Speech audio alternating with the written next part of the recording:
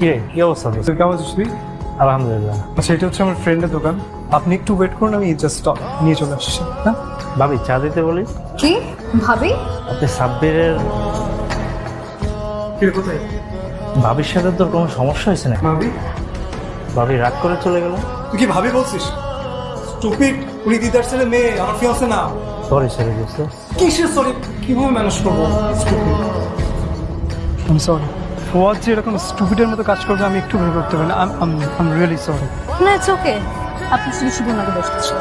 আচ্ছা, আপনি সত্যি কিছু মনে করেননি তো? মনে করিনি বললে ভুল হবে, মনে করেছি। ইনফ্যাক্ট বেশ মাইন্ড করেছি, কিন্তু সেখানে দোষটা আপনার না, আমার।